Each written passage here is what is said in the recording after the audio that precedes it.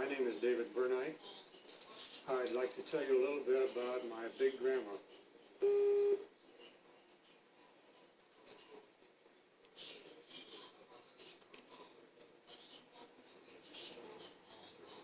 Some of my favorite memories are about Big Grandma. I call her Big Grandma because I also had a little grandma.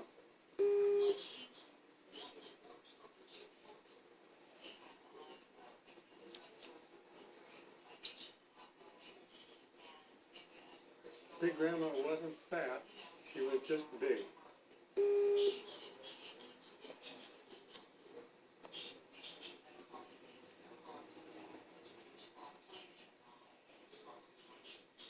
She grew up in Illinois of pioneer settler stock, and she just had big bones and was a big woman.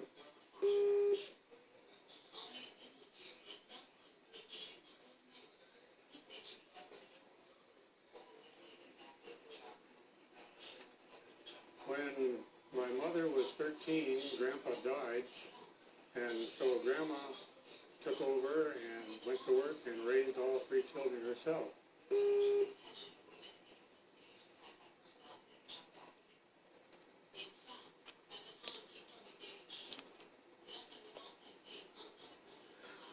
When I came along, Grandma was living about half the time with our family and half the time with her son. So I always considered her a member of our family.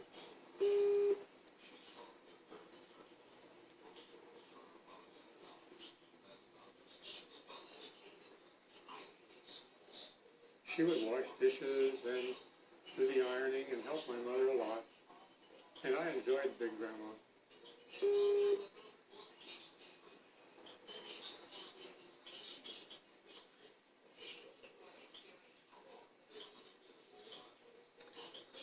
We had a cabin up in the mountains, and we'd go up every June, and Grandma would go with us.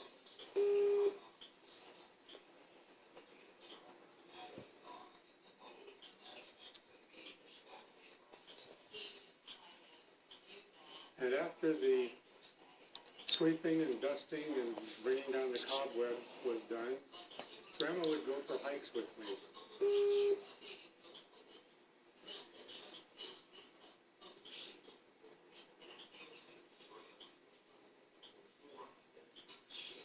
She was an old lady, but she was a sturdy old lady.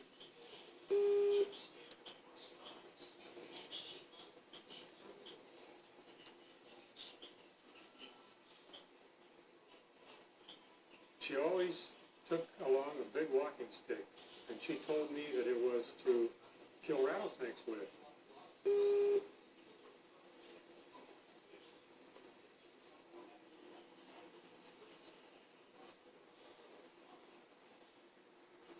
She had grown up in a place where the horses grazing on the prairie in Illinois were sometimes bitten by rattlesnakes, which would lie in the prairie clover.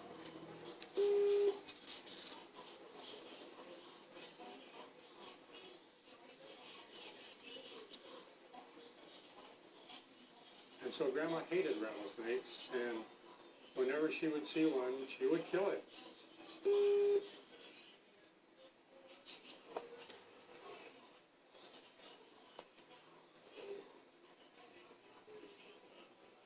And as a matter of fact, when we'd find one on our hikes on the trail, Grandma would beat its head off with her walking stick.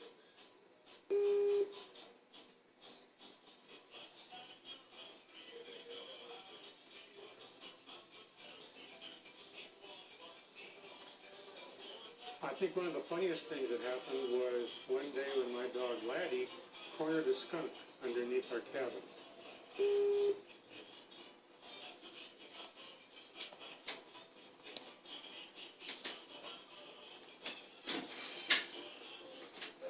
Wow, what a smell that was.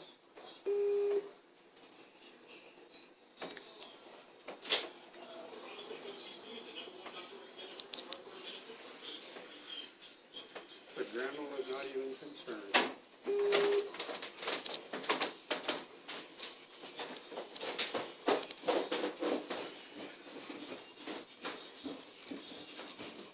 That was the day we discovered that Grandma had lost her sense of smell.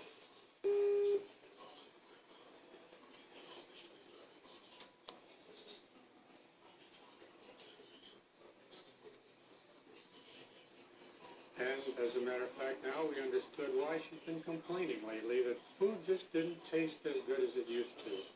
Because when your sense of smell goes, you lose your sense of taste too.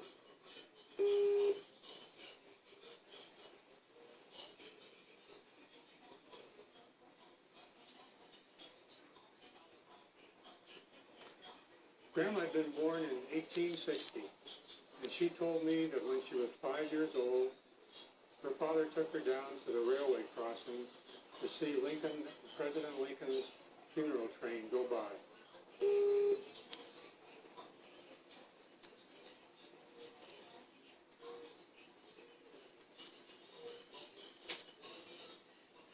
To have that kind of living contact with our nation's history always thrilled me when I thought about it.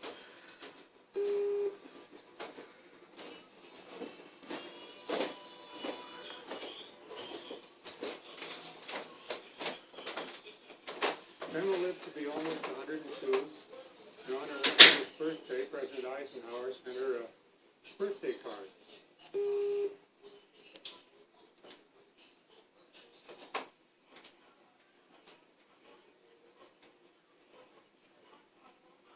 Of course, he sent birthday cards to every 100-year-old person, but we always thought that it was very special because Grandma was very special